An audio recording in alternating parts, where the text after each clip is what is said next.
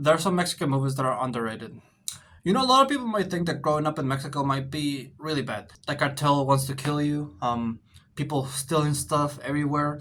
You know, you can't have anything because people steal your stuff. You know the one meme where the guy comes in a bike, steals the guy's bags, and then runs. The other guy runs off with his bike. Yeah, Mexico's not like this. It's actually pretty chill. But I also grew up watching Mexican movies. Not a lot. Most of the time, the movies that I would watch would be from movies that came over from the US to Mexico. But the ones that I did see were actually pretty good, surprisingly enough. Mostly just watch movies from Eugenio Derbez. I watch movies like How to Love a Latin Lover, No Se Aceptan Devoluciones. That's a really good movie. I think no se Aceptan Devoluciones. I don't know what it's called in English. Let me search that up. It's called Instructions Not Included. Yeah, look the movie up. It's actually really good. Oscar worthy, for sure. But yeah, even though I watched these movies, I never considered them as part of inspiration. I never considered them like, okay, I want to make movies like this. Well, don't get me wrong. The movie that I just said, I want to make movies like that. Don't get me wrong. The No Instructions Included, that's a movie that I want to...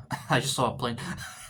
That's a movie that I want to try to replicate. But, for example, movies like Coco, I don't know. Even though it is based on Mexican culture, it's not a movie that I want to redo. I want to be more inspired by Mexican filmmakers rather than the Mexican culture itself, because it's not the culture that makes the Mexican movies stand out. It's how the Mexican filmmakers make the movie. The fact that they're so passionate and hardworking and really good writers, that's what makes them stand out, not the culture. And that's what, I don't know, sometimes kind of bothers me when it comes to movies that are about Mexican culture, is the fact that they revolve around the culture, which is fair. I know there are some movies that revolve around presenting you the culture, showing you the culture, but by doing that, some movies make it so the story takes a little bit of a backseat, and instead they focus more on showing you the culture. And don't get me wrong, I think you can do both. Coco is a good movie. After all, it has a good story. Same thing with The Book of Life. I do want to talk about Guillermo del Toro too, because he has been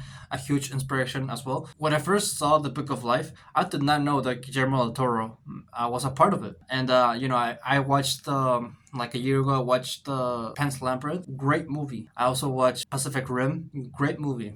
And what I'm trying to get at is that I feel like adding Mexican culture to your films is not like a form of like you must do. Like it's not gonna elevate your film to a greater level. It's gonna be like recognized. It's more of like an add-on. Like I don't know. I kind of see it at the same way as a genre. Like it's more of like an add-on to the story. Like for example, let's talk about family issues, the relationship with family, but let's add a magical element, and also let's have it be made in. Oh, I don't want to get this wrong.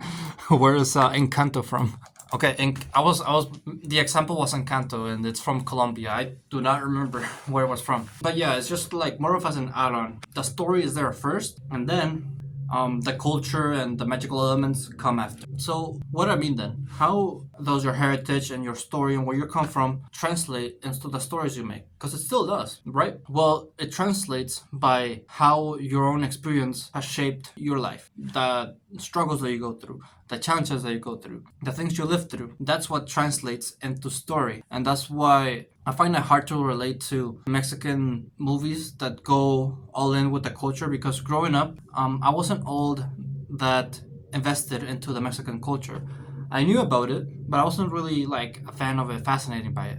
So that's why I'm not really inspired or drawn to making stories that are about Mexican culture. I'm more drawn to making movies like Creed, like Into the Spider-Verse. Movies that are like coming of age, movies that are about how the little guy becomes the big guy, if you know what I mean.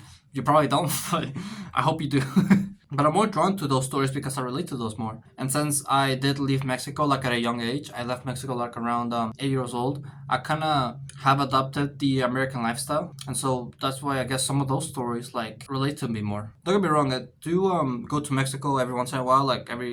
4 months ago, I went to Mexico to Tijuana to watch like a baseball game. It was fun, but yeah, I guess if I were to grown up there, I guess because my experiences would be different, my film inspiration and the stories that I would write would be a whole lot different. Is being different good? Is the stories that you make, if they're different, if they're like very niche, is that a bad thing? This is just something that's just I just thought of on the spot. And I think not, because there are some films that I don't relate to at all, and I still consider them good. Your own story, I think what matters most is presentation, right? If you're able to convey your story in a really creative way and interesting way that follows like a good narrative structure, then that's all that matters. I don't think the story itself is what matters most. Maybe to certain people, it's the story theme is what matters most. Because I know, for example, like casual viewers, like my mom is someone who, if the story doesn't have a good message, if the story is not relatable to her, she's not gonna find it interesting. There's some people out there who just care about the story itself rather than how the story is being told, and if we're able to understand and sympathize with the story, like the characters going through an arc that we haven't gone through, but we can sympathize and relate to him because we can understand his story. To summarize, make films that relate to you first, then your culture. It should be like an add-on. If culture is like a big part of your life, then yeah, put it into your story. But if not, if you just want to do your own thing, then yeah, make the story around you first, about what you relate to first. So with that, thank you everybody so much for this video. If you liked it, sure to leave a like. Subscribe if you're new, like my channel, and always remember to live your life like there's no tomorrow. Alright, a little bit of a quick one. Oh, I'm still recording. God damn it, stop recording.